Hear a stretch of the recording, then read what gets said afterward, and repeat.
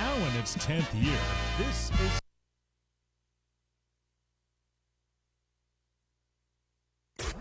The Ramble with Alex Bennett. Tonight at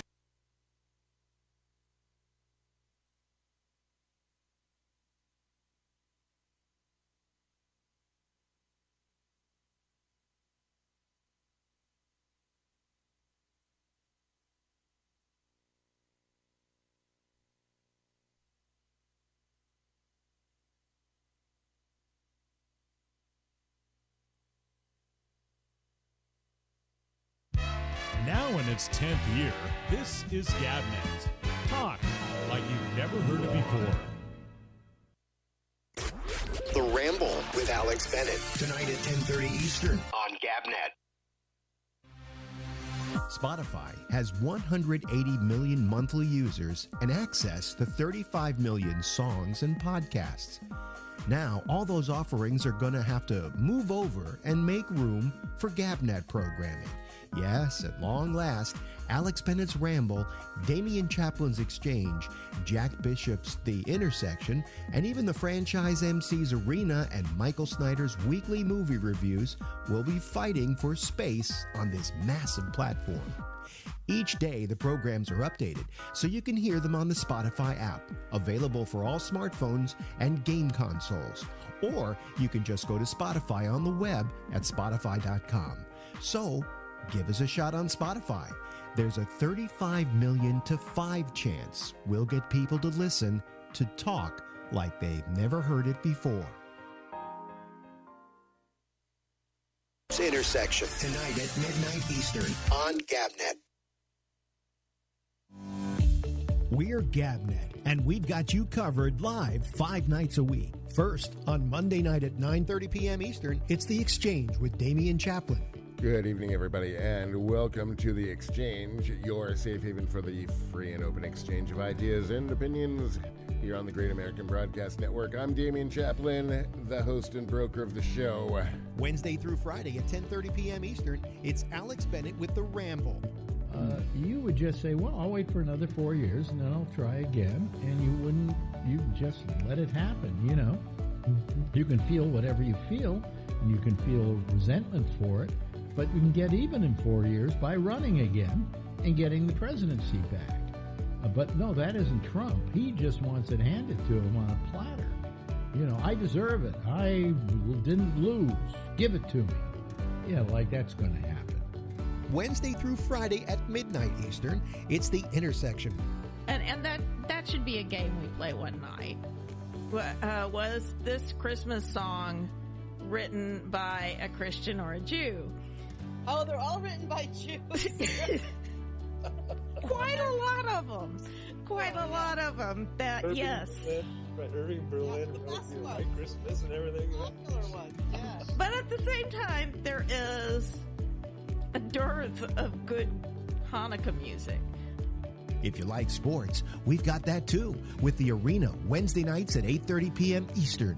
But hey, we're running down to the wire. Playoffs start next week, so I'll see you there. The Niners are going to stop trying to score 40 points a game, so I'm pretty sure I'm doing okay. There you go. There you go. Yeah, and I mean, and that was the thing on the schedule. The kind of games that people were worried about, both the Cowboys and the Eagles, in terms of just the quality of opponent. Well, the 49ers have proved, as we've talked about many times when they are at full strength, that there are very few teams who have the ability to match them.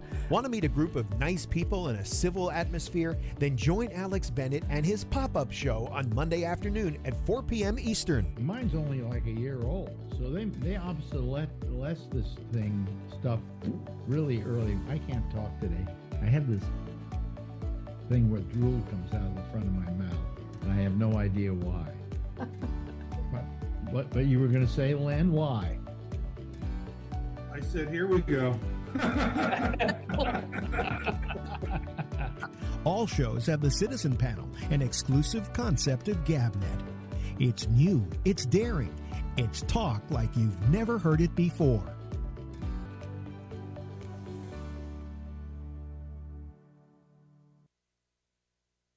Now in its 10th year, this is Gabnet. Talk like you've never heard it before.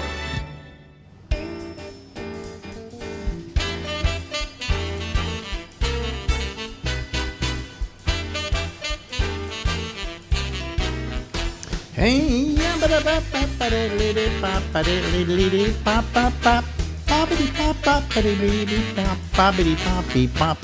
hey everybody.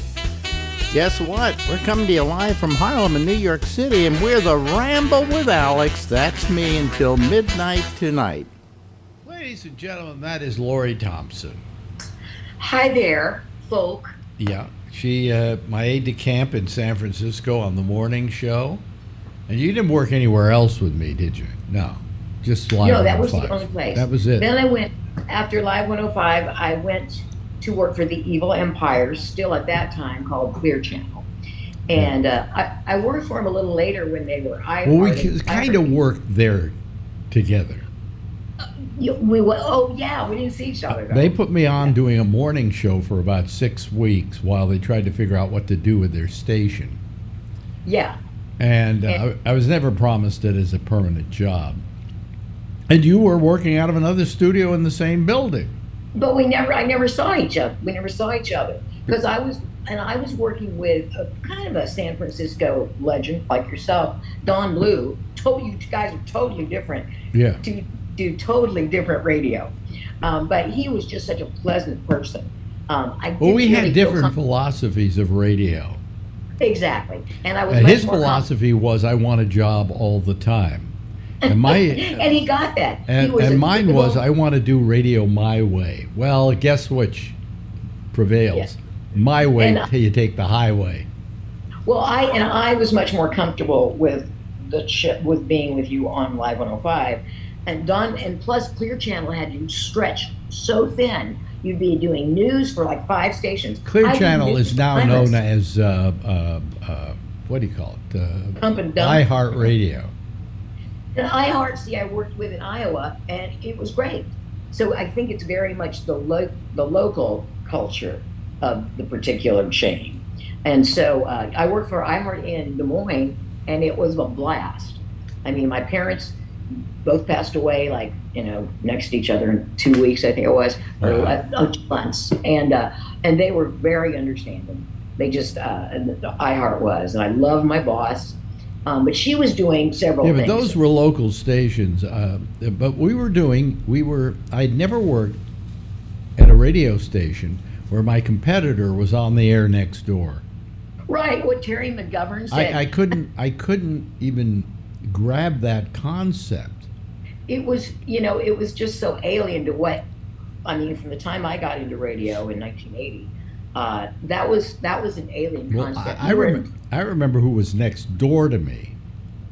Was it Terry McGovern? No. But a guy I came to know because we would go out during the news break on the hour, and we go out into the hallway and hang out there together. Kids. And we kept talking to each other about stuff, and I really got to like him a lot. Jim Lang. Oh yeah, he was don't tell me, was it the dating game? Yeah. Oh yeah, he seemed. I would run into him at Stars, the voiceover agency, because you ran into a lot of radio people at Stars, and he seems avuncular, but is he also? He was also, if I remember, very left wing. We'd talk about politics, really? Yeah, and he was very left wing, yeah. That's kind of refreshing because I love people that surprise me. Well, it was nice to have somebody next door who had shared the same politics I did. Right, because then you could, work out material with each other and go in. But Don Blue was a nice guy, really nice Lovely guy. Person. Lovely man, I liked him. But a very mediocre talent. It was just mediocre survives, though. Mediocre always survives. And he was such a nice guy and so easy to work with.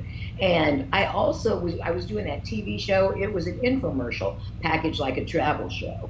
And they needed a new host, and they auditioned him and Bill, that was on Real People. Bill Rafferty. Bill Rafferty. Yeah, and Rafferty did that. And also there was a guy I liked on Channel 4. Joe, I can't remember Joe's name either, that did sports. And so they auditioned Bill, Joe, and Don Blue, and we eventually went with Doug of Mac and Muttley, who was really sweet. Mac and Muttley was a show about a guy and his dog. Right. Mac was the guy, and then Muttley was obviously the dog. Yes, I'm sorry. I can't believe I'm so unprofessional. My phone wasn't turned off. Yeah, they did a show all over Northern California about places that you could visit with this dog and my friend Doug. And Doug McGovern, I think, was Doug something. Doug Mac. something. But he was a lovely guy, really, and outdoorsy, kind of a little bit of a hippie, but I was blessed to work with some good people. Yeah, these were not bad people. Mm-hmm. I mean, Don Blue, as I said, was a good. He's still alive, isn't he? I think so. I think he retired. First of all, then he's a great talent. Okay, I'm sorry. He has grandchildren, and home is where the grandchild is. Yeah. And so I think he moved back to Minnesota. I could be completely wrong. Yeah, but Don Blue was around for a long time. Oh, that man was venerable. The venerable Don Blue. He was in San Francisco forever. Yeah, he was very mainstream, but a wonderful guy. My time there was not as long as his. I was there I was there for about 11 years with Live 105. Before that, I was with the Quake for about, a year and a half, something like that. See, now, I didn't know you much. And then before that, I was with KMEL, so maybe my time and with CNET, maybe my time in San Francisco was 20 years. Don Blue, I think, has been around for 40. Who? Don Blue was around for like 40 years, 50 years. I think so. Yeah. It would be so hard to find a reason to fire Don. You can't just. I think what they don't mention is, especially at Clear Channel and iHeart as it is now, I think they're ageist. I think they're. That's my opinion, but they tend to have ageist policies when it comes to firing people. Who? Or letting them go. Putting them out to pasture. iHeart? I won't say iHeart, but when I worked for them there, it was Clear Channel. And I worked at Sirius XM. Mm-hmm. And they finally fired me after 9 years. All right? Mm-hmm. They brought me into their office and they said, well, here's what you're going to get as your severance. And it was like 16 weeks of pay. What? I was there for 9 years, 16 weeks? Are you out of your mind? Yeah, because CBS gave me a year when they bought Live 105. See? Now, okay. Which is enough rope to hang myself. Yeah, but I mean, that's okay. If they gave me a year, I would have thought that was okay. And they said, and by the way, we want you to sign this thing before we can give you your severance. Non-compete? Nope. Disclosure? But I wouldn't sue them for ageism. You're kidding. Oh my gosh. See, and I said, you realize what you're asking me to sign is ageist. Yeah. And they went, what did they say? Well, if you don't sign it, we're not giving you your severance. That's it. They've got, So I signed it knowing that if I wanted to sue them, I could prevail on some level. Just because I signed this thing doesn't mean I give up my rights in that respect, Yeah. Yeah. But and a lot of people felt it was ageist. I was 75 when they got rid of me. That's ageist. Yeah. But the reason I went, in fact, with the station in Mississippi, is they were paying more decently than a lot of places, and it was a morning anchor position for the statewide network, but I was 57, and I thought I better take this because I'm not going to get offers the way I used to, at 57. And I worked there for a year. It was such a bad fit. They were ultra right wing to the point where we were told not to report certain stories. And I just said, this isn't news. And I made no bones about it. And I was very lippy and anti-authoritarian. So I was glad we parted ways. Wow. Yeah. But that was the worst fit I've ever had in radio. Usually I can morph, but this just seemed patently wrong. And The only person I know at Sirius who's probably older than I was and was still doing a show was cousin Bruce Morrow. Oh, wow. And he has a built-in audience from the old days of radio. Yeah, but I always considered him the height of mediocrity. And here was the best part of it. He had the studio. He only used it. They only had him do a show once a week or something. But he plastered the entire studio with photographs of his history. Well, PR, man. You and here's the one thing you don't do when you're putting up photographs of your history. When you're wearing a terrible hairpiece to begin with, you don't show pictures of your hair receding. Oh! You know?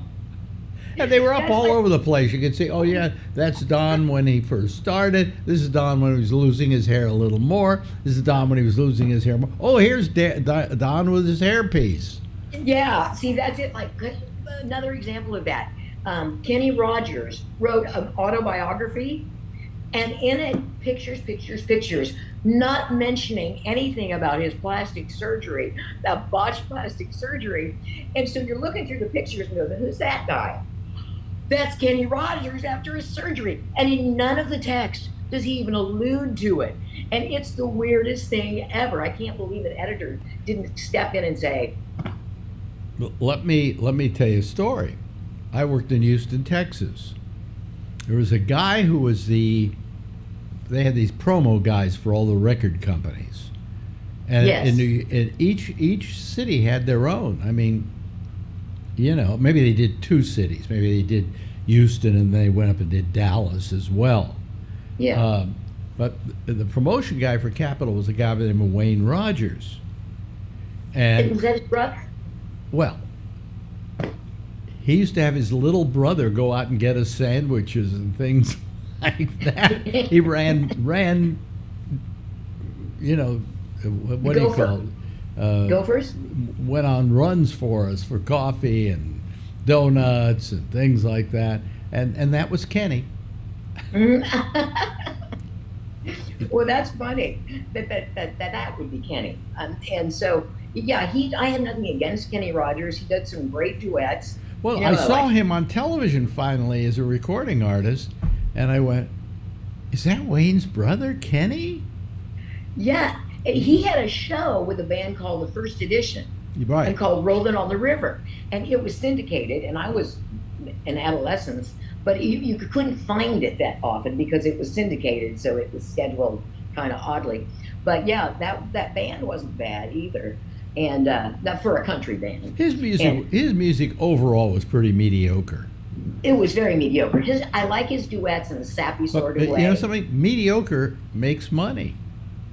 Yeah, and that is so we've become such a bottom line society that we are destined. We are now shackled to mediocrity. Yeah. Because mediocrity will last forever. People will survive being mediocre. You don't risk people boycotting your advertisers. See, none of that. Mediocrity is being rewarded, and so is impatience in this culture. I mean, there are a few times when it isn't rewarded, where people refuse to be mediocre and they do well. One that comes to mind is David Letterman. Yes, Letterman. Yeah. You could never accuse Letterman of being mediocre. No, and he was a unique animal. But you could accuse Leno of being mediocre, and who had the ratings?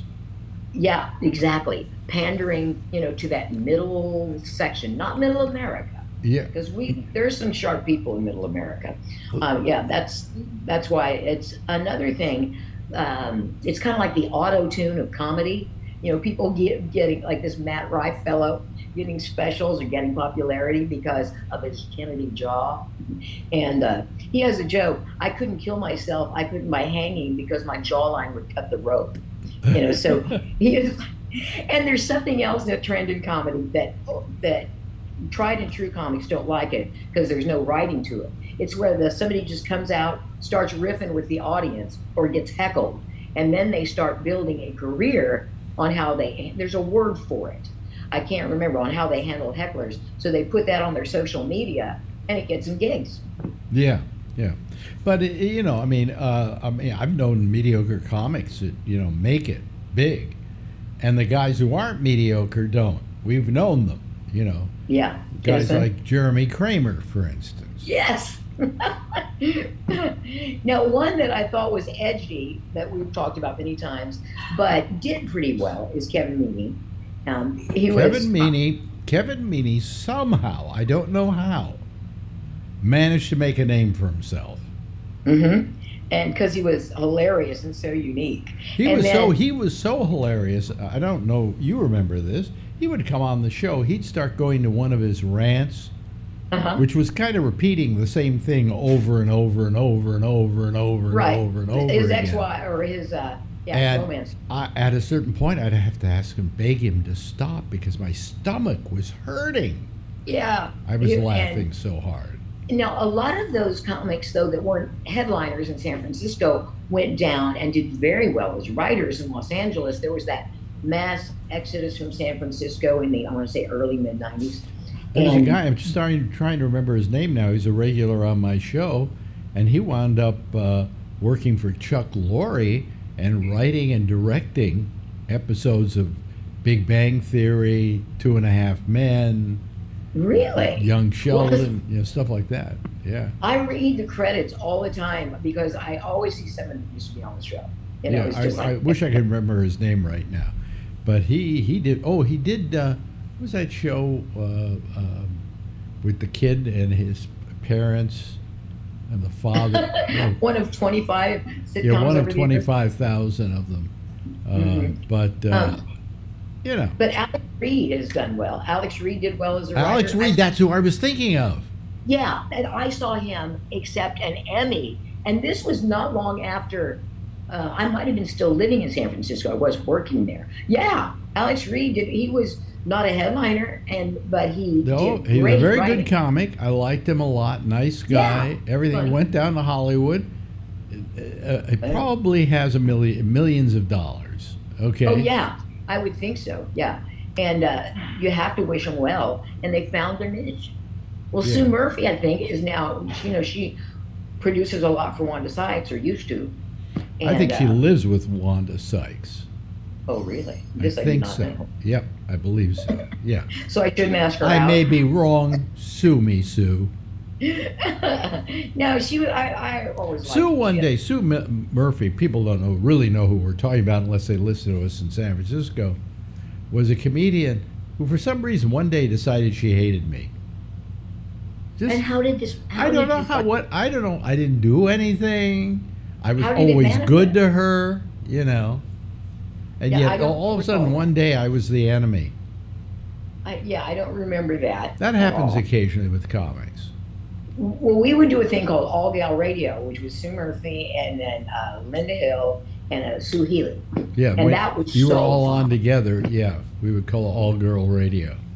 Yeah. But I never understood that. I never understood Goldthwait, how he suddenly turned on me. Yeah, unless you saw it yourself, Ben. Don't believe anything you hear. What's the Marvin Gaye line?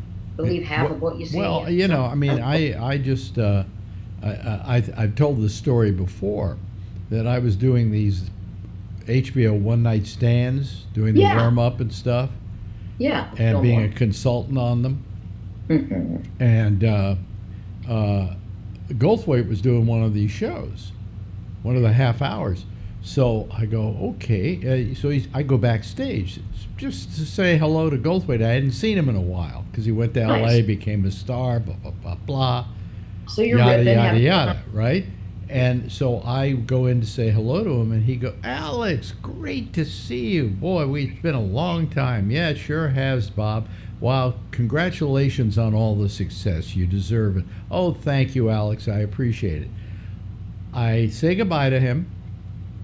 He leaves, goes on stage, and the first 10 minutes of his act is doing nothing but putting me down. Did he mention you by name? Yes. Wow, that's hard. Now, it never made it into the final cut of the show because the producers went, what's this about? Who's going to know? We know who Alex Bennett is. He did the warm-up, but that's about it. No, he was doing 10, 15 minutes on me. And I'm going, what did I do to him between leaving his dressing room and him going on stage? Let's look at the closed caption. Yeah. But the other thing is believing things you hear. Something has poisoned the well with my sister, and we were getting along fine until I moved to Mississippi, and then all of a sudden, I don't know, somebody in our town said something to her that was compared us, and and she didn't like it. I have no idea, because that's why I don't believe stuff I hear. It can poison families. It can poison friendships. Well, I've never understood that, but I think there is a point at which some comics, not all, but some comics don't want to feel that anybody's responsible for helping their career except themselves. You think? And so they deny anybody who tried to help them along the way, Yeah. I mean, fame makes you assholes, so. Not all. Yeah. I think empathy. And then there are comics who come back to me, and I remember this was many years ago. I got a call from Patton Oswalt. Yeah. And see, I think the difference is empathy, Ben. Yeah. Remembering where we came and from. He said, I'm playing the such and such theater tonight. I'm doing an HBO one night stand. I'd never be where I am without you. And I just wanted to phone, as long as I was in San Francisco, I wanted to phone and thank you. See, and you remember those incidents all your life, well, because they're so refreshing. And I have said to him, no, you're responsible for your own career, but I'm glad I had a little bit of a part in it, Yeah, for him to acknowledge and very nice of him. He didn't have to do that. No, it's just, I think appreciation and empathy creates different people from the same situations. Yeah. And those empathy is probably one of our biggest duties in this life and biggest privileges. But of all the people that I knew, comics I knew, the one, if you had to ask me, who do you think is going to make it big, I would have listed a whole bunch of names, but Patton wouldn't be on that list. Patton would be on my list. Dana Gould no, because his act was so different and so off the cuff and non-definable that I didn't think he would become huge. I remember when he was on the show for the first time, and he said, and I thought this guy's going to go far, because he said, because do I look like Adam Rich, fresh out of detox, or what? And he did at the time. Looked like that kid from 8 is Enough. Yeah. The youngest boy. And I just thought it was hilarious. I'm happy he made it, because he had to persevere, because his comedy wasn't run-of-the-mill comedy. It was, that's what it was. And that's precisely why I liked him and had him on the show all the time, because I like comics who weren't, being mediocre in order to make it. Yeah, but edginess these days is just because of advertiser boycotts and social never media. forget that kindness, or Robert Schimmel, who, when I was out of work, would call me and say, I just want to call and see how you were doing, since I know you don't have a show right now. And if you want to, I'd like to take you out to dinner and blah, blah, blah, blah. And he did that every time he came to town. I see, that's like someone who... And then he had to hit a tree in a car. Jeez. Yeah, thanks a lot, Bob. But it's almost like, the girl in high school who's fat and a wallflower and nobody pays her any mind. And then over summer, she loses weight and becomes this hottie. And she remembers the people that wouldn't give her the time of day. Exactly. And now that everybody's clamoring on her, she's like, she still knows. I was always very nice to those women. And you know something? After they got beautiful and gorgeous, they wouldn't talk to me. So anyway. But, I think that you just got to remember, keep in mind who you are, and empathy will never fail you. Don't let it make you a doormat. I just, some people are nice and some people aren't, And some people are going through shit. I forget that we can swear on this. Yeah, some people are just going through a patch.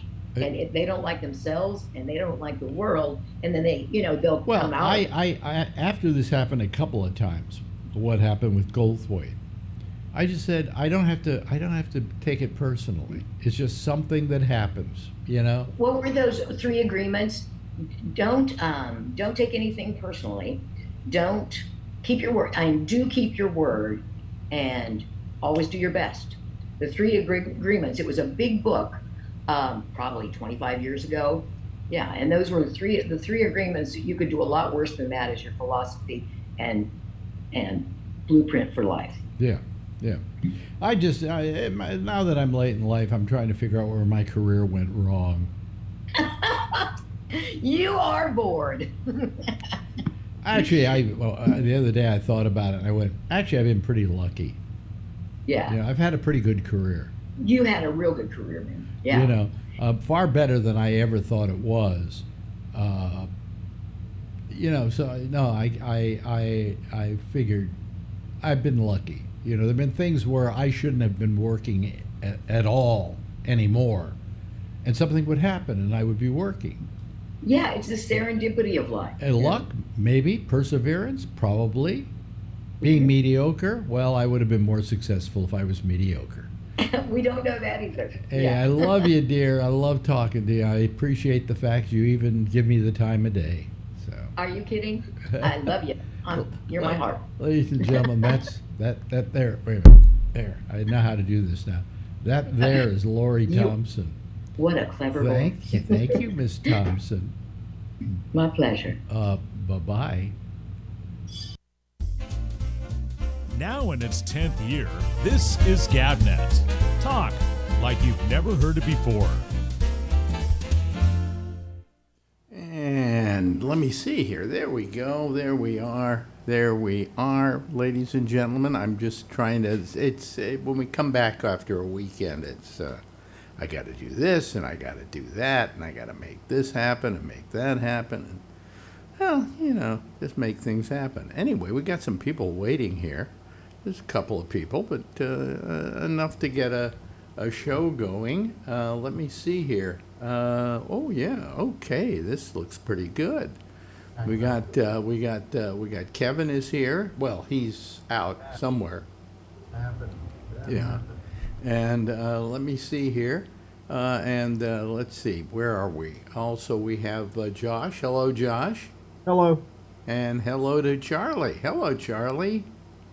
Hey. Hey. Hey. And let me admit Jeff Stein here. There we go. See, starting to get people in here. And I don't know, should I do my earphones or should I listen to you through the speakers? I'll put on my earphones and talk with you. Okay, there we go. Hey everybody, how are you? Good. Okay. I'm alive. Yeah, well, we have you guys here on a Monday. We've got Josh, which is unusual. Today's Monday? Oh, excuse me. Supposed to be at work. I'll see you around, folks. And 2 attendance points, man. No call, no show. You know, I'm out of it today. I don't know what it is, but I was trying to get some things done here, and it was just simple stuff, you know, on the computer, and I couldn't figure out how to do it. Oops, I got a call. Sorry. Well, who is it? Your work. 2 attendance points, man. No call, no show. You know, I'm out of it. What? Oh, Charlie, he's on. He's got to take his call. Okay, well, he'll be back. Hello, Kevin. How are you? Okay, how are you? I'm okay. As I say, today I've just been a little on the fritzy side. I don't understand it, to be honest with you.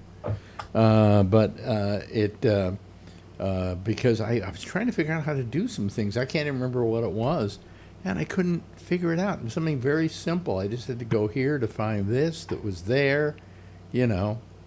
Well, anyway, here we are. We're all together. Jeff, how was your weekend? Boy, it was beautiful today. And then it started raining like crazy. Yeah, well, it was beautiful, I guess, up there. I don't know. It's been hot down here. It was hot. Last couple of days, just really hot. We got in the pool. Huh? We got in the pool. You got in the pool? Yeah. I didn't know. Didn't know you have a pool. Well, it's not mine personally, but it's a we pool. live. You have to pay for it. Oh, I see. Is it? Do you live in a group of homes that have a common pool? Is that what it is? Yeah, yeah, Okay. yeah, and like a clubhouse and stuff. Yeah. By the way, here comes Ray, and I hope this is Ray Renati, but let me just make sure that it is. Let me turn my. There we go. Hello. Yeah, everybody hide. No, don't. You don't have to hide. Oh, you have to hide your eyes. Yeah, there's Ray. Okay. All right. Okay, that's Ray. Hello, Ray. Hey, Alex. How you doing? I'm doing well. How about you? Good. You know, Right. I'm trying. I'm getting by. Oh, that's good. I'm slow. I was mentioning I'm slowly losing my mind, but outside of that, I'm okay. You know. Well, that's something to be grateful for. Yeah. So is everybody ready for tomorrow's big Yes. debate? It's like the Super Bowl. I almost don't want to watch it. And the reason is they've been so hyping it. You know, I mean, they started last week talking about, well, how do you think it's going to turn out? Who do you think has the advantage? And how do you think Biden is going to do against Trump? And how do you think Trump is going to do against Biden? And what are the odds on this? And I'm just getting so sick of it. For a week. You know, come on. It's just a goddamn debate. And that was something, well, we did do them. Did we do them years ago? I don't remember when I was growing up debates. But you know, here comes Steve Fox. I think it's got to be Steve Fox. Well, the first one on TV was Yeah, Nixon and Kennedy, right? Well, Nixon and Kennedy, yeah, that I remember on TV, and I don't remember. Do we have any on radio? I know we had the Lincoln Douglas debates. I remember those. Well, I don't remember them. Maybe I do, and I don't remember remembering them. I don't know. But the Lincoln Douglas debates, but that wasn't a presidential debate, was it, Josh? Lincoln Douglas? Yeah. No, it was for the Senate in Illinois. Yeah. So. 1858. So Yeah. it was Lincoln ran for president. Well, there are all these things that we do that everybody goes, we got to do them. You know, the debates. Why aren't we doing a debate? Why aren't we doing 2 debates or 3 debates?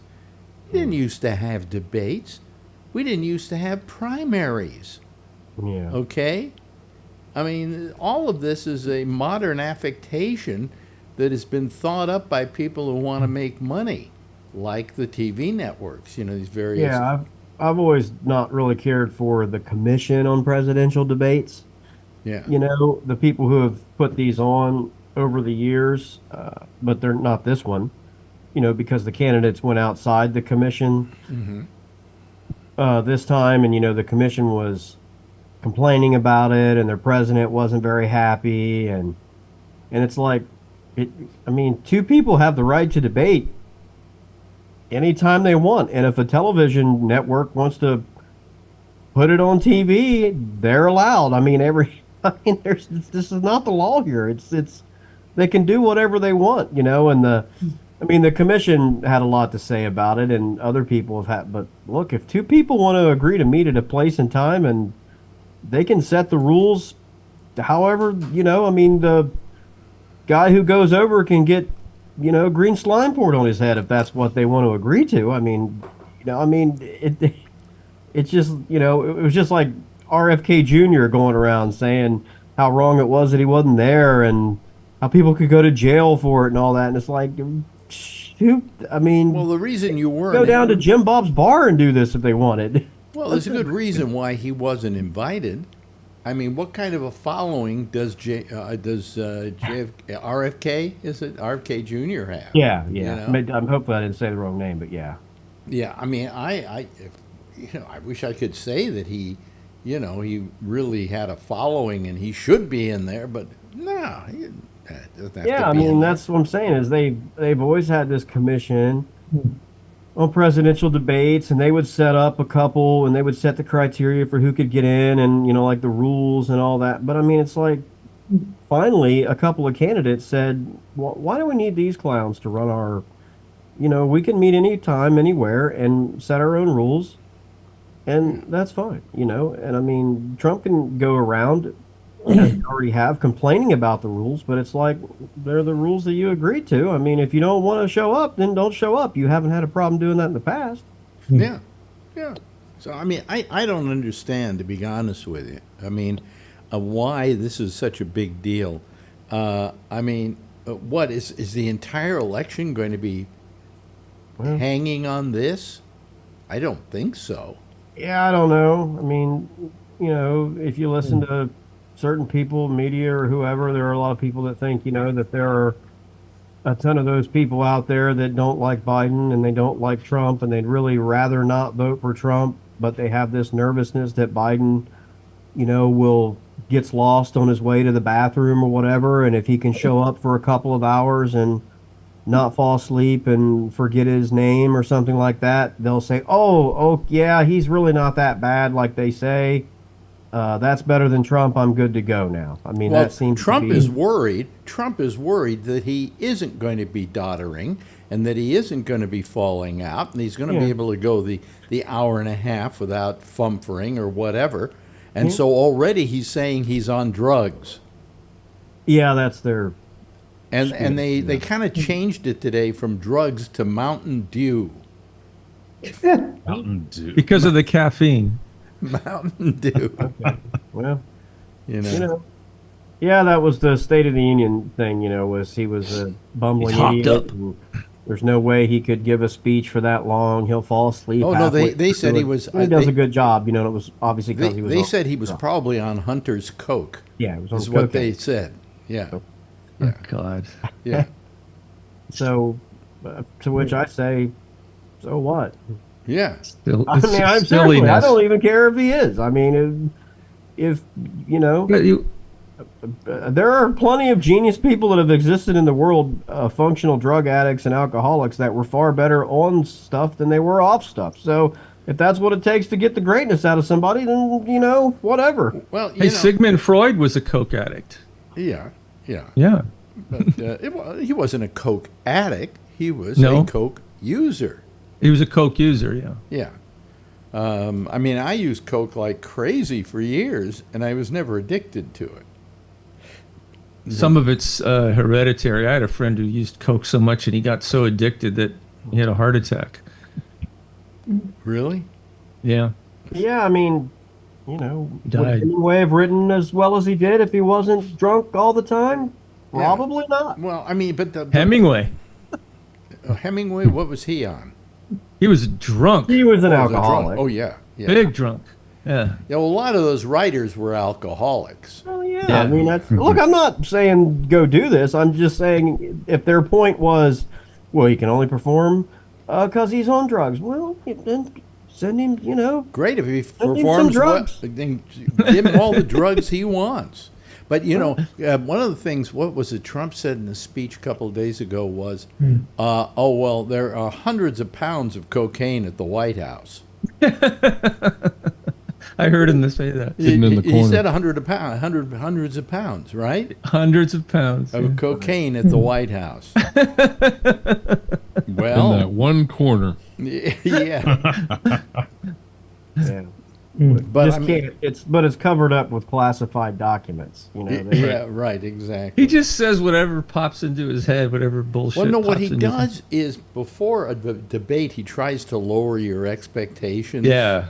I really couldn't have any lower expectations for Trump than I already do. But I mean, I get what you're saying. Yeah, I think first of all, we've got Biden, who's taking this very seriously. He's been hunkered down at Camp David.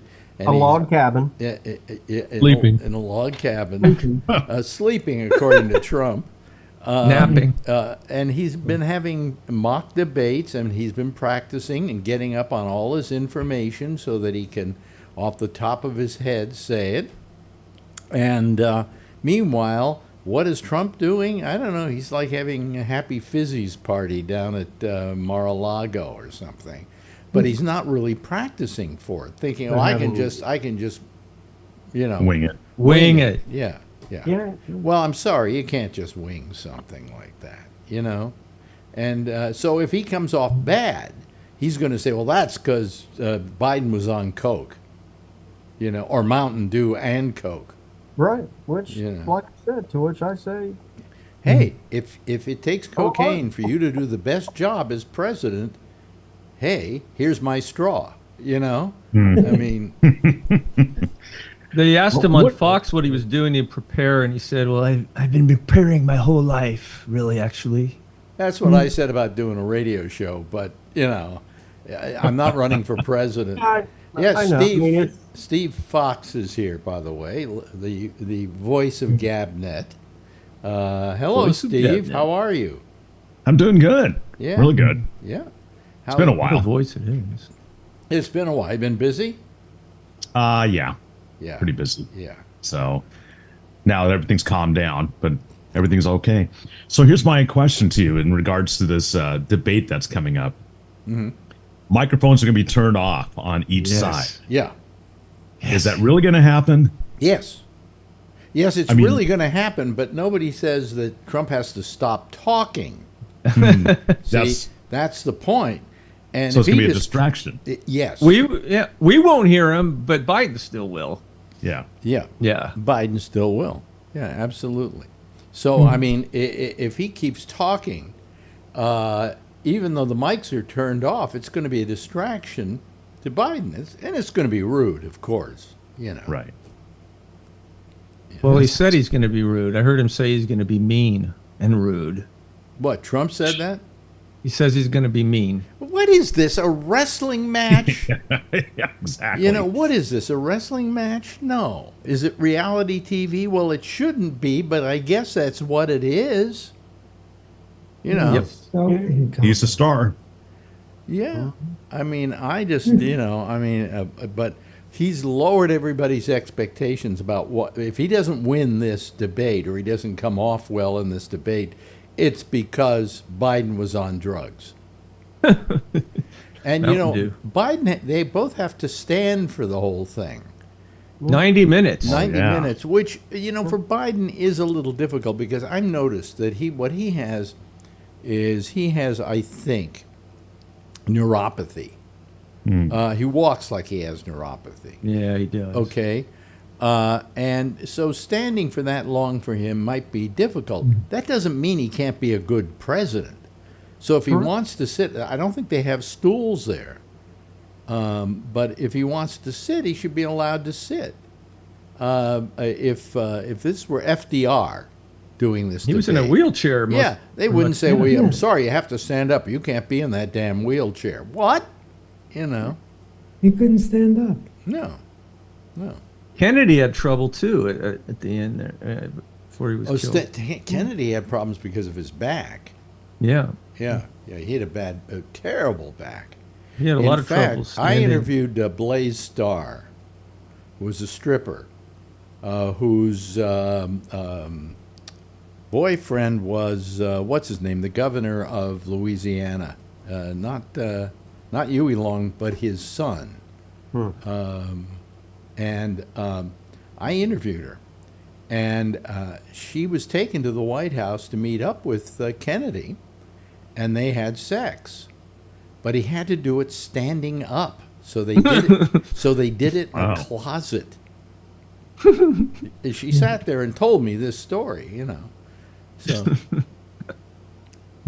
Yeah, I mean that's the narrative they're pushing, but in the end, it doesn't matter. It just matters what happens, tomorrow. It's just like a ball game or whatever that Kevin and I would see, where people talk about it for the entire week leading up to it or whatever, and in the end, none of it matters, except what happens when it gets played. So well, I don't see that debating is the proper way to figure out who you want to see as president. Yeah.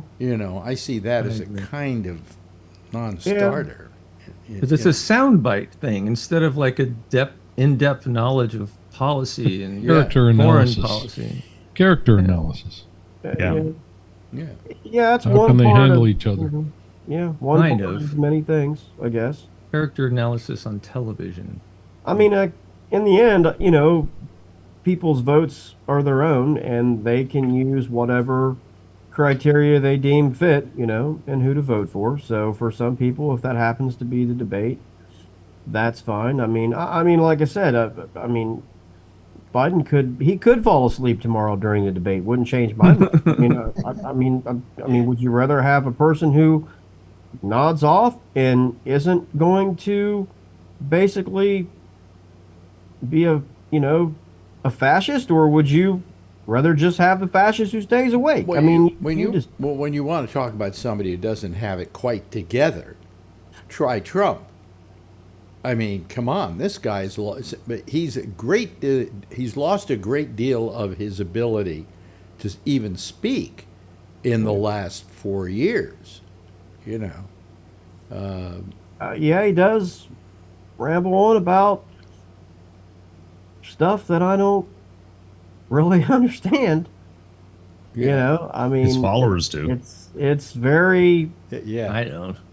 Very strange, Well, I hope there are more of those moments like they were in the last Biden Trump mashup, where at one point Biden just looked at Trump and said, "My God, man, shut up." Yeah, that was great. I love that. Was my favorite moment in the debate. And you know something? If he does that again, I think he'll win the whole thing, because you just stand up to this bully. You don't let him just,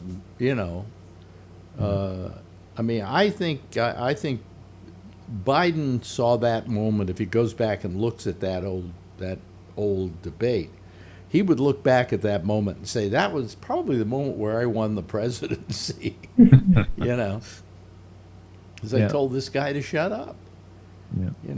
But now you got to stand up to bullies, or they'll just run you over. Now here's the wild card. I want to bring this up. We have a Supreme Court that is giving out with all its its decisions this week, and the end of this week, I think, is the end of the Supreme Court term, isn't it?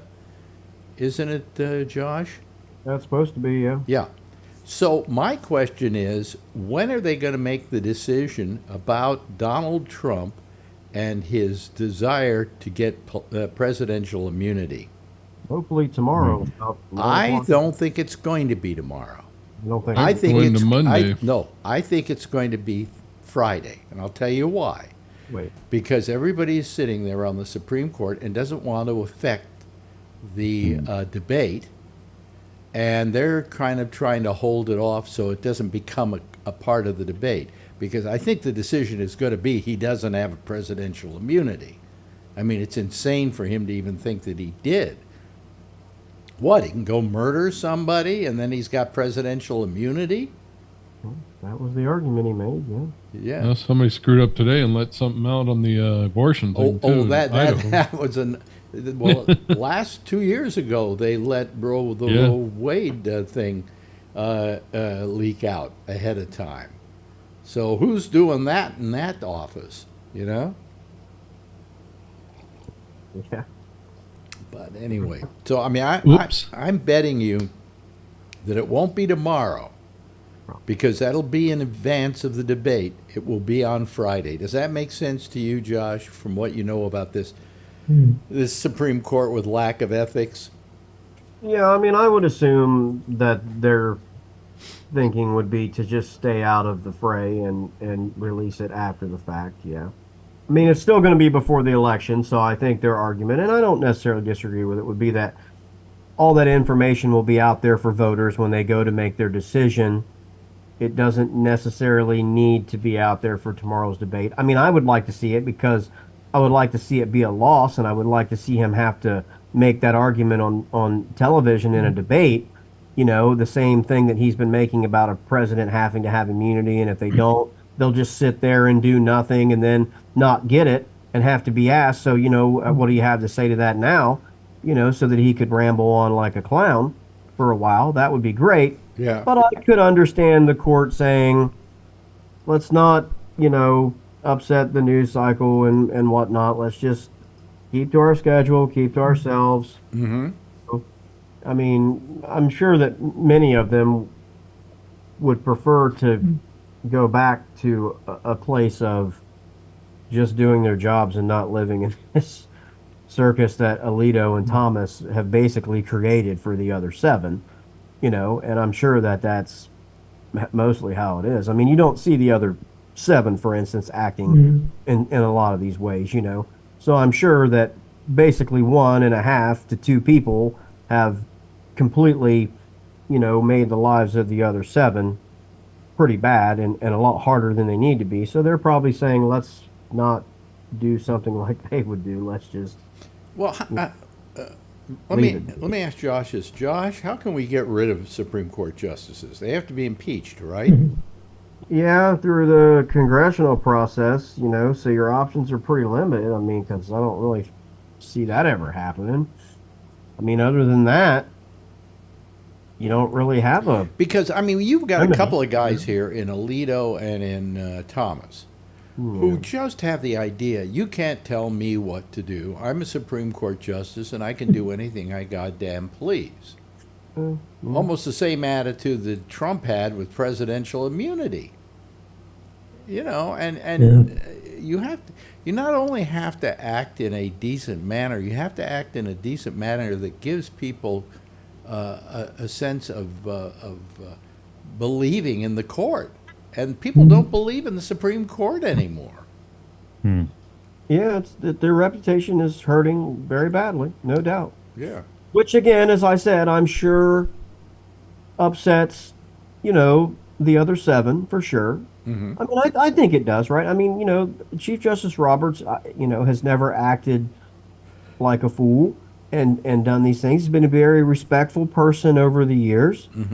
I certainly think that the justices, a lot of this people on, this channel and this panel, like, Sotomayor and Justice Kagan, etc., very respectful people. They at times have gotten a little snippy because the others have, so that's fine. It's a little normal, but nothing really even the ones that Trump put on the Supreme Court have turned out to be at least decent in their demeanor. Justice Kavanaugh, and listen, I'm separating his time on the bench and that specific activity from the other stuff, right? But during that time has, seemingly kept to himself and put out his opinions. He's surprised him a few times. Justice Barrett seems like a nice lady before, still seems like one. I've read a lot of inside stories the last few weeks that say that she's very aggravated with Alito and Thomas, specifically Thomas, because she thinks that his judicial philosophy, even though a lot of people thought hers would agree with it, is, off the map, and she's apparently been trying to work very hard to push him out or, be a force against him, but quietly, she's a very respectful lady. Justice Gorsuch seems like a nice guy. I've seen him in a lot of interviews. I've watched several of his speeches. I sat through a symposium or two that he was at where he was the keynote speaker. I mean, he's a sensible person. I mean, if you don't agree with him, I think that's what we got to separate, and that's what I'm saying. Some of Alito and Thomas's activities and actions at times, and even some of the stuff in their opinions, a borderline on the tantrum, Yeah. And that's when I think it gets, ridiculous. I mean, it's, wah, wah, wah. Yeah. I mean, come on, and that's what I'm saying is the other 7 are like, could we just do our business here, We just put out our opinion, stick to our jobs, and, I don't really think they wanted to be politicians, right? And be on, they would have ran for public office. This is high office without all the high office crap, I mean, they're supposed to go in and sit in their chambers, so, yeah. But, again, I just think that the way in which elections are happening now are just so disrespectful of the whole process that we do look upon a debate like we look upon a wrestling match, And I just think it's time we started to turn ourselves around a little bit and respect the process. But I think as long as you've got a guy like Trump, a goofy guy like Trump in the mix, it's never going to happen, because he's going to turn it into a circus. Because that's the only thing he knows how to run. Yeah, that's true. Yeah. It's gonna be. I think it's just gonna be the Trump show. You know, his own little reality show that he could show to the nation. Well, yes, until they turn off the mic. Right. At which point, I bet he's still talking. I'll bet in a lot of cases you'll look over there and he's still going at it. You have to use a super directional mic just to keep him out of it. Well, they will have to have very directional mics, like this new mic of mine is a directional mic. I think he's going to still bleed over a little bit. He'll be in the background. Huh? What mic did you get? I got a thing called it's a what do you call it? The people who make the Logitech. It's a Logitech. Oh, okay. It's a Logitech Brevo or something like that. Oh, I see. Yeah, yeah. Very good mic. Expensive, Sounds but good. Huh? Yeah. Sounds good. Yeah, I mean, it's been a long time since I bought myself, really allowed myself to buy a really decent microphone. Because I don't care about microphones all that much. My voice didn't depend upon what mic I was talking into. It only depended upon my voice, you know. Yeah. So it's just all these people who are doing podcasts who want the best mic they can buy, and they like to show it to you too. Like you never see mine because it's in the you know. You see, I could do that if I wanted to. Oh wow! Right. But you know, I don't do that. Mine is right here. Yeah. I just use the old-fashioned SM58. SM57. Sounds great. Yeah. It sounds great. And I discovered you have to talk directly into the top for it to work right because it has the soundproofing thing. And before I was talking above it, and I was getting all these P's and S's. But if I talk right directly in, it sounds much better. Yeah. It took me 2 years to figure that out. Well, the best mic I have is an Electro Voice. What was it, 35A? Yeah, that one's nice. Well, I mean, but those are expensive. But you know how old that microphone is? Well, they've been around for 30 or 40 years. The hand microphone that most people used in news was this microphone. Yeah, the Electro Voice. What is it? The number? I think it was a 635 or something like that. It was Yeah, that's when all the radio stations used. Yeah, for years. Well, yeah. also they used them for doing the news because one thing you could do in a riot, you could just hit somebody with them. They're those big ones, and they have like a coil. They look like a whole coil on the top. No. This is very thin with a little bulb at the top. Oh, I'm thinking of something if you else. watch Frank Sinatra singing on the specials, he uses one of those Electro Voice. And I bought the thing when I was 16 years old. Wow. And it still works. Wow. That's amazing. It was the first microphone I ever owned. Yeah, it still works. And it sounds pretty good. I should plug it in some night and let you hear the difference. You know? Yeah, that'd be great. Yeah. Yeah. But I mean, it was a very, very good microphone, and has really that one still works. And I've actually painted it several times. When we were doing Midnight Blue, we painted it blue. Then I painted it back to being silver. And you know, I mean, it's just a very usable mic that never seems to go out on you. But boy, that's great. Yeah. That's why I use the SM58. It's been around, and the SM57, the same thing. They've been around for so long. You can drop them. Yeah. And good nothing mics. happens. So anyway, I just decided it's time for me to really spend money on a mic. The last mic I had cost me $75. You know, the one before that was another $75. I just decided, you know, maybe you get something for the money. I don't know. But I think this one does sound better than Well, the one you had before sounded really good too. Yeah. But you just have a good voice, so it doesn't matter really what you use. That's what you just said. Yeah. Yeah. I guess voice. I guess I still have a good voice. You do. You know, I don't think you sound any different than you did years ago. Well, when you did that good. radio show That's a couple good, years ago, it was the as same. As you get older, you start having a hard time. You know. Yeah, but you don't have that going on that. at all. Yeah. You don't have any of that. Yeah. Yeah. I guess also because I do a show every night or a couple of nights a week. Yeah. Keep in shape. And it just keeps it in shape. Yeah. Yeah. So. That's pretty good. Anyway, so, I mean, we're in a whole world of everybody looking upon everything as a reality show, and Trump is treating this like it's The Apprentice. Yeah. That's what he knows. He's going to do what he knows. By the way, there's a movie we can't see because they're not releasing it in this country. And in fact, it was made by an American called The Apprentice, and it's about the relationship between Roy Cohn and Donald Trump. Oh, my God. And it's supposedly a very good film, but nobody in America wants to carry it. Nobody wants to distribute it.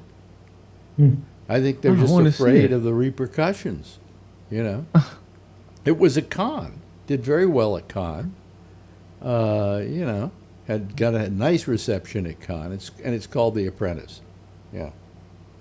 Wow. Let's see when it comes out after the debates, maybe. No, I don't think. I quite frankly, I think it may come out once the election is over with, and then what good is it? Everybody's interested in it is right now. So. Yeah. I don't know what to say. But I must have a hard time though believing that if somebody made a very disparaging movie about Joe Biden that it would make it onto the air. I feel like it would. Mm-hmm. Oh yeah, absolutely. I think everybody's a little afraid of Donald Trump because he's such a bully, and you don't let bullies get away with being a bully. Yeah. Oh yeah. It's terrible. But the fact that this movie is not being able to pick up a distributor in America, especially when it got pretty good reviews at Cannes, is beyond me. And I've been trying to see if anybody had a copy of it or whatever so I could look at it. Because I was always very interested in Roy Cohn because I met up with the son of a bitch once and debated him on radio. And, oh, wow. And he was... I once described that I've never looked the devil in the face, but the night that I was with Roy Cohn and he was sitting across the table from me, that's the closest I've ever come to meeting up with the devil. I mean, he had these shark eyes that would just look at you and have no life in them whatsoever. And this is the man who was Trump's mentor. I mean, it's terrible. Just terrible. Wow, it won the top award at Cannes, like you said, the Palme d'Or. And it didn't win the Palme d'Or, did it? What? Yeah. Oh, nominated. It got nominated for it. Got nominated for it. Yeah. Yeah. The winner of the Palme d'Or, I think, was the film by the guy who did I can't remember his name now.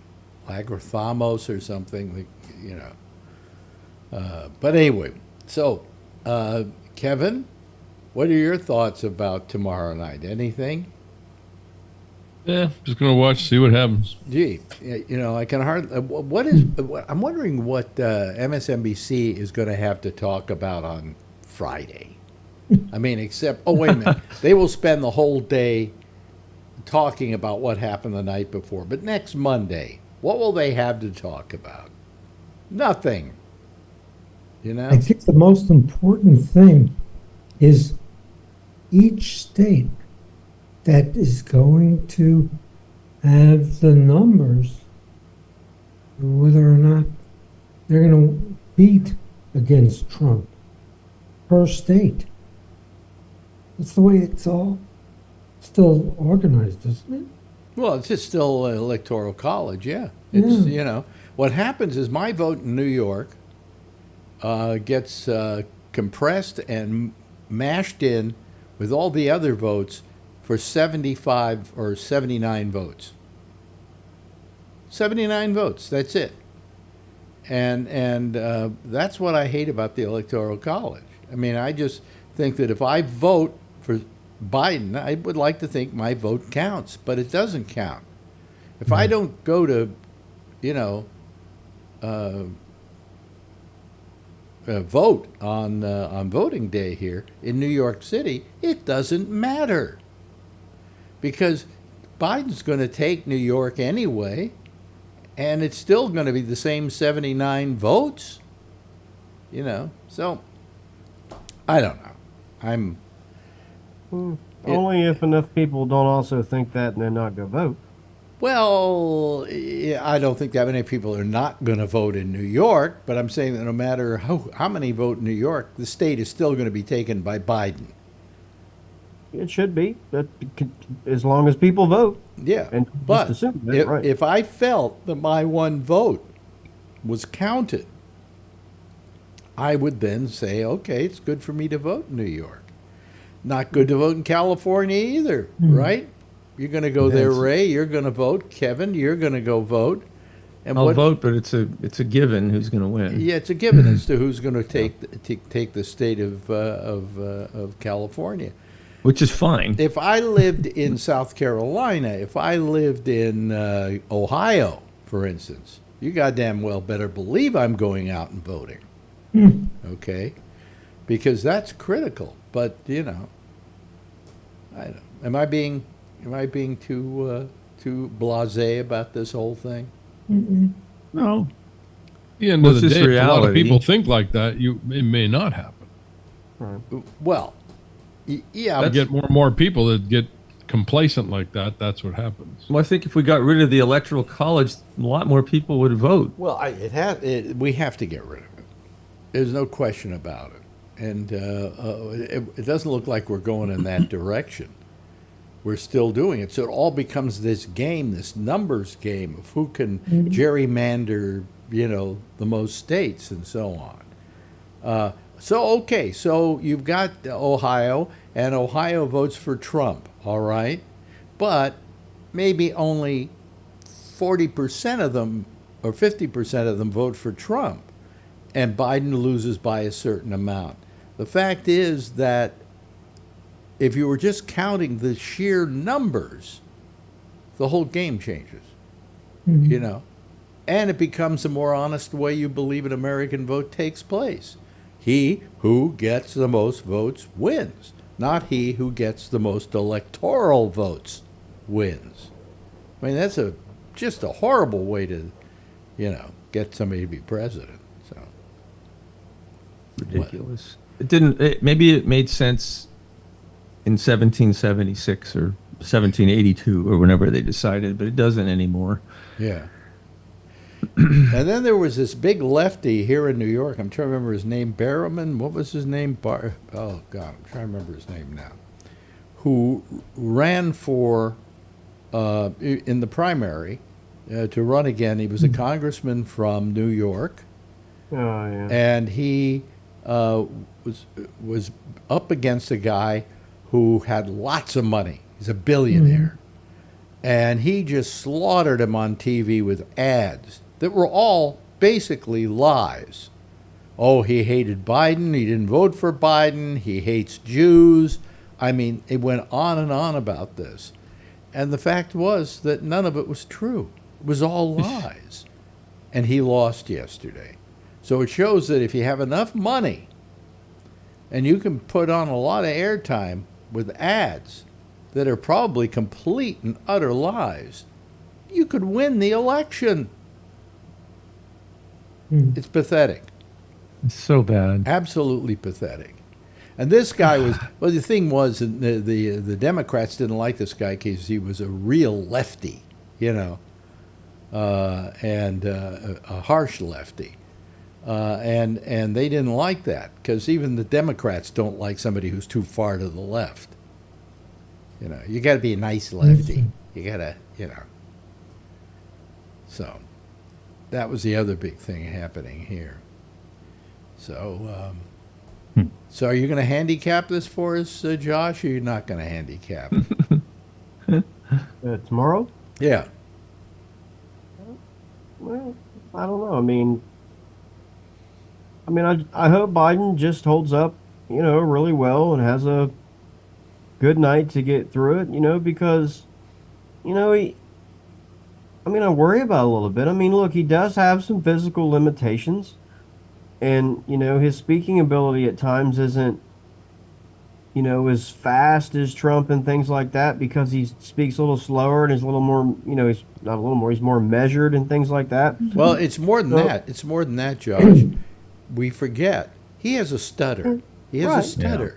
And Yeah, so if he that's the whole thing. hesitates or he's kind of bumbling around a little bit, it's because of that stutter, which as he's gotten older has come back. Yeah, so I mean that's that's what I'm saying is he has some physical limitations, but not not anything debilitating enough to remove him from being able to serve completely functionally as the president. Right. So they don't matter to me, but I just hope that none of them crop up, in some sort of magnified way or moment that a 5 minutes span of time can ruin the future of this country, because Right. I really see worldwide and specifically here that fascist tendencies are they're coming back, they're getting popular again, they're getting more mainstream. I mean they really are. Yeah. And Trump is the leader of that, and so we need to squash it, and the easiest way to squash it is for him to lose and be out of this mix for years, and that's what we need. So I'm hoping that some sort of freeze up by Biden or something doesn't happen and ruin it, because again, I don't even care. I mean, even if a person does have those things, I mean, I've worked with plenty of leaders who were great and not so great, and their ability to walk or their ability to answer super fast and things, it really had nothing to do with their overall ability to lead. So I don't know why people look at that kind of. Well, there's also an ageism that's going on here too. Yeah. Right. I mean, Totally ageism. well, That's mostly because people like Trump are bringing it up all the time. I don't think any other candidate would be bringing it up all the time. yeah. You wouldn't have, I don't think you would have another candidate making such a big stink about this except for Trump.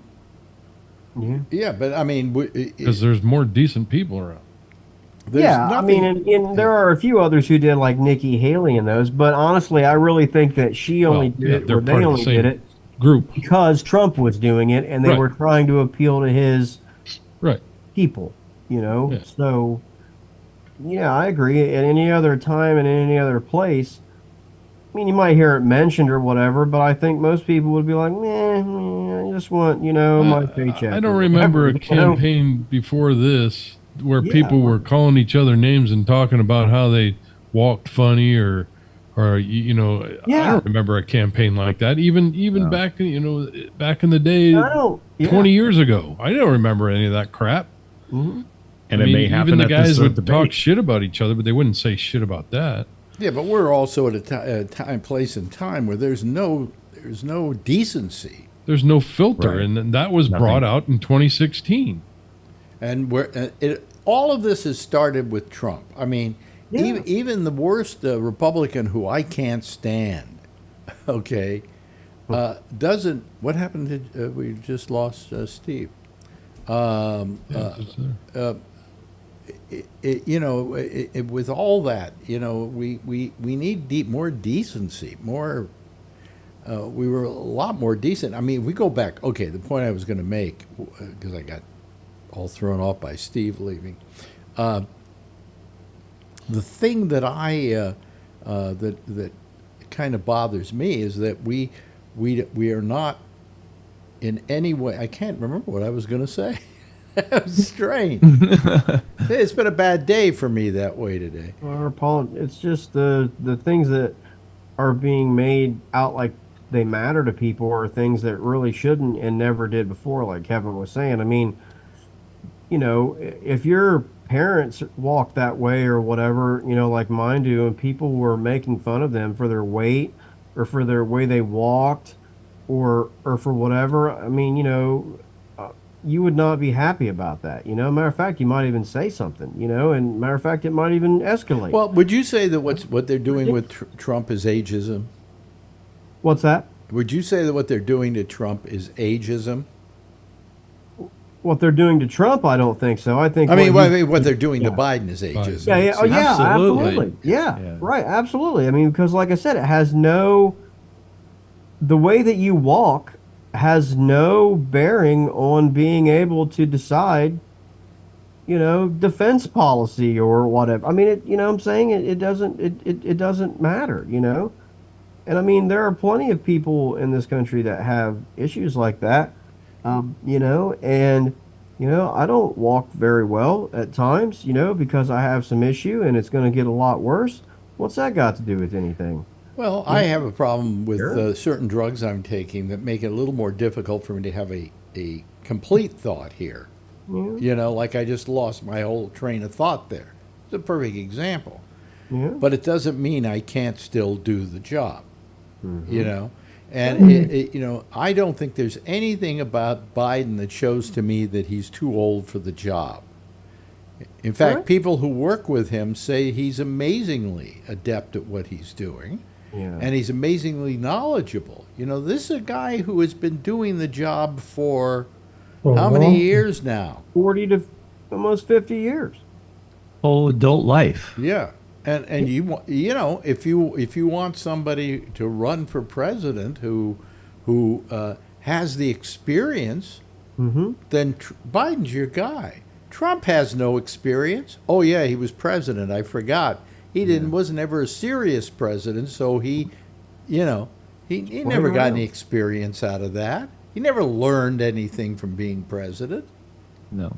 Yeah, I mean, would I prefer that Biden were exactly who he is and was 56 and would bounce up the steps at the D-Day memorial with Emmanuel Macron? Sure, I would. But that's not what we have, so we have to make our decision. I mean, this is what we have. I mean, yeah, of course, everyone would prefer that, right? I mean, even when a big company hires somebody, I mean, do they want the guy who's like 65? Well, I'm just kind of looking to do out my last couple of years. Or do they want the 20-year-old that just got out of college that they don't have to pay? I mean, yeah, of course, right? Well, you can take Trump and you can say, hey, he named his doctor wrong. Yes. He, remember when he was walking down that ramp, he had to be helped? Yeah. Okay, didn't he look doddering there? Come on, all the things that he accuses Biden of, he can equally be accused of. Yeah. But do you hear Biden saying that? No. No. Right. No. Biden doesn't do that sort of thing. Biden is a gentleman. He doesn't call names. He doesn't make fun of people. I mean, if the Democrats if the Democrats at this point in our history have anything wrong with them, it's just the Democrats are too nice.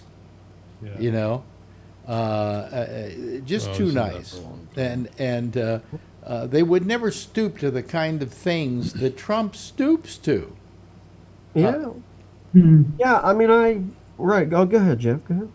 We've got a bunch of guys who occasionally take a look at Fox. What are they saying these days? I look at Fox occasionally, and they're it's like you go over there, it's Bizarro World.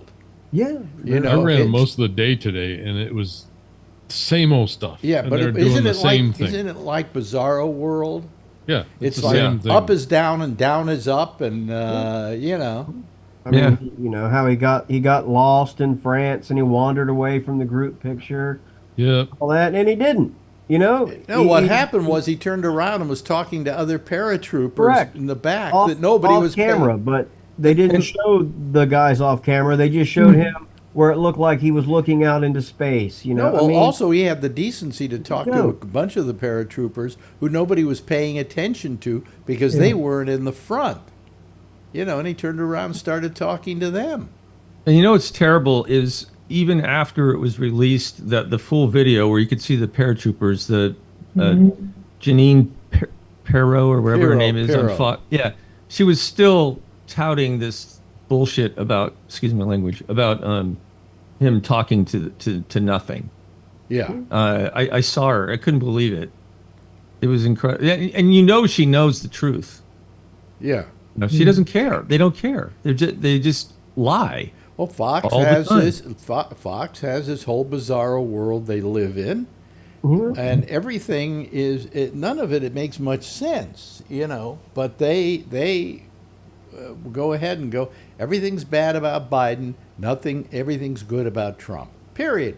Right. Forget it. Well, they pay those people so much money, they'll sell their souls. They don't care. Because they're making millions and millions of dollars. Absolutely sold their souls. Yeah. No question about it. I mean, Between them and Newsmax, they're just... Yeah. I would be fine if Biden would embrace a little bit more his situations and they would come at it a little more forcefully or whatever, and just say, listen, I know how the world works and I understand history well. And, listen, Churchill was old and fat and he walked around slow and he mumbled to himself a lot when people couldn't understand him and he yelled at people for no reason and he drank all day long from morning until night. And oh, by the way, he took a nap every day in the afternoon. These are facts. Yeah.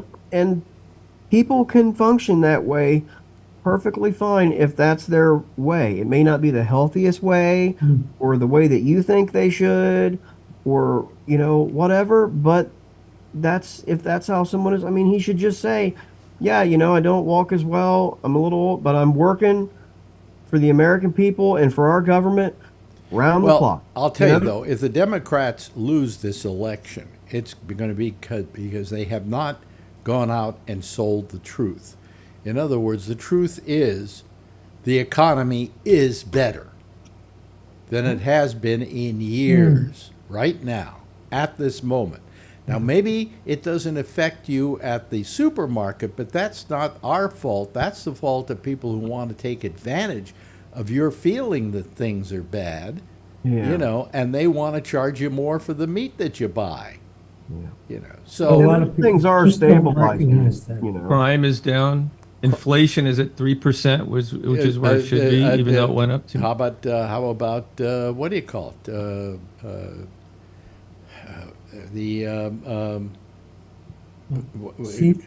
Yes, Alan. No, I agree, and sorry I was late. I was out with Phil Meyer, had dinner, and... Well, that's no excuse. Yeah, well, I watched the Friday show, and it's good to be remembered. The first thing that was said was your new microphone, and I thought it was funny when Josh said, now Alan will be able to hear you. And at the end of the show, Tom Yamaguchi made a comment about no printers, and Alex said, oh, that's because Alan's not here. Of course, if you go listen to the show before, Alex was talking about the printers first, so it was cute. Anyway, I'm confused. At least I'm not. Well, watch Friday's show. Okay. And so it was good that I get remembered. Well, we are expecting these people to do homework because of something you just said. Oh, okay. I don't know. I was just saying that I enjoyed the show last Friday. I wasn't on it, but I was mentioned at the first of the show and at the end of the show. It was kind of and your ego loved every moment of it. Anyway, hey, listen, I'm playing the theme now. I have to tell them that because they can't hear it. Something that Zoom does that prevents music from being heard. I heard it on Friday when I watched Friday after the fact. Yeah, you can hear it on YouTube, but you can't hear it when you're live. Exactly. Oh. Okay. Anyway, I really want to thank everybody who joined us tonight. A little pre-game. What I said, they said over on MSNBC. Oh, please join us for the preview tomorrow night at 7 o'clock. And I looked over at Marjorie and went, "Oh, they're doing a red carpet." Anyway, pre-game show. Yeah, everyone will be there. Everyone who's anyone. Thank you, Kevin. Really love having you here as usual. And this Josh, always a pleasure when we get you on a day other than the ones you normally come on with. Charlie Wallace, I don't know. He's probably still on the phone. And Jeff, thank you. Thank you to Ray, and of course, thank you to Alan for coming on at least for a couple of minutes. We appreciate it. Everybody give a big wave goodbye, and I will give a big wave goodbye at you.